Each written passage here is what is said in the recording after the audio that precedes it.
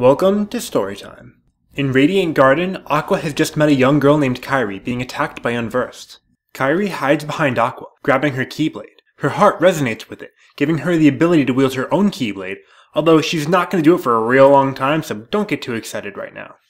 Mickey arrives and starts fighting off the Unversed, giving Aqua the time to get Kairi to safety. She comes back to brawl up with Mickey, and they defeat the Unversed. They both acknowledge that Kairi has a heart of pure light, and they decide she's worth protecting.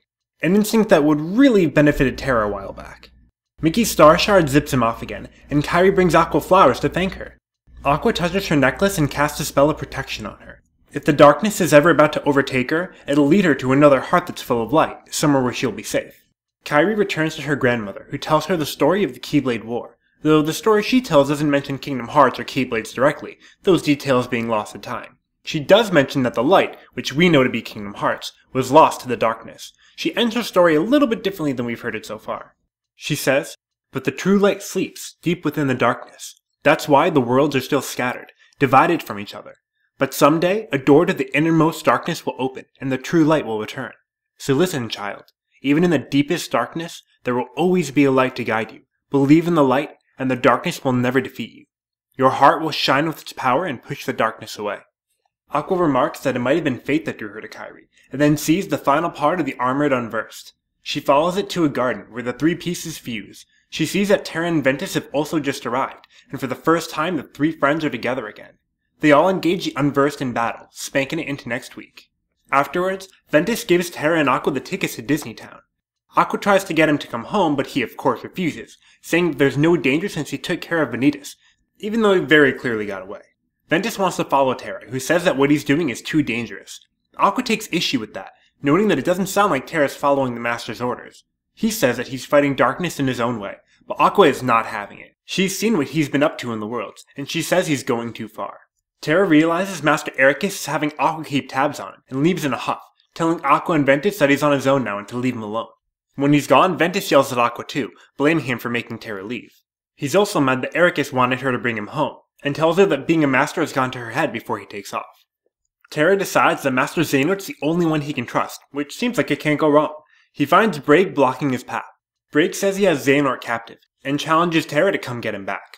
Now, let's remember real quick that Braig and Xehanort are buds at this point, so Xehanort has let Braig tie him up to give Terra a reason to fight. So just keep in mind that everything that's about to happen has been worked out beforehand. Braig tells Terra that he wants his Keyblade, casually mentioning that Xehanort has said that Terra's almost a master. When Terra goes to fight him, he threatens to cab Xehanort because Braig don't fight fair. Terra's scared to use his Keyblade because he doesn't want the master to get hurt, but Xehanort puts the pressure on, telling him that if he doesn't fight, he's going to bring mad dishonor to his master and fellow peoples. Terra's convinced and he and Braig do battle. The fight is pretty evenly matched, pushing Terra to the limit. He taps into his darkness, firing a blast that slices across Braig's eye and knocks him over, and then another one that gouges his cheek and conveniently ricochets and frees Xehanort. Braig flees in pain, and Xehanort congratulates Terra, who feels bad because he tapped into his anger and darkness. Xehanort responds that it's good that Terra's using his darkness so that he can learn to control it.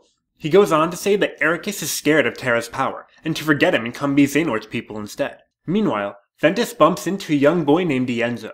Evan finds him and thanks Ventus because he'd lost track of the boy, mentioning that he's an orphan and that he's being raised by the castle staff. Ventus asks if Evan has seen Terra, and is pointed in the right direction, Evan telling him that he believes that they'll meet again.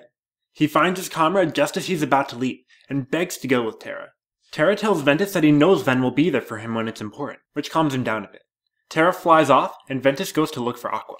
And what's she doing? She's found Ventus, who immediately engages her. She just barely manages to win, and almost gets his mask off, but he gets away again, telling her that she'll make a good spare if the whole thing with Ventus doesn't work out. Ventus catches up with Aqua, telling her Terra's gone. She's going after him again, of course, but makes one last appeal for Ventus to go home, trying to make him understand that she doesn't want to see him get hurt. Ventus thinks back to his training with Terra and Aqua using wooden weapons. They tell him that each nick and dent is proof of his training.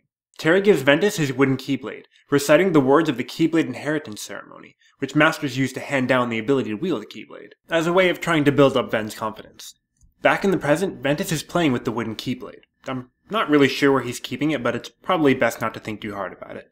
He drops it, and a young boy picks it up. His name is Lea, and he's with his friend Isa, who just wants to keep moving. Lea says that Ventus' weapon is dumb, and unveils his own weapon, 2 frisbees, which may seem lame by comparison, but if you've ever been on the receiving end of one, you know its fearsome power. Lea and Ven fight for fun, Isa being particularly amused when Lea loses. Ventus is bummed when the two have to go, but Lea tells him that they're friends now, so it's cool. As he walks away with Isa, he mentions that he's always telling people to memorize him because he'll be immortal inside their memories. They look towards the castle, which they're about to sneak into. Ventus wonders what it's like to be sure who your friends are, and goes off to his next world. Back at the gardens, Braig attacks Xehanort, who may have told him that he wouldn't be seriously hurt in the fight. Xehanort puts his keyblade at Braig's throat and makes it clear he's not on the same level, and Braig backs off. He mentions that Xehanort still has need of him, so he just wants to know that he'll be compensated. He plays down his injuries and says he's glad he didn't get his heart stolen. Xehanort responding that there's still too much light inside Terra to do that on his own. For now.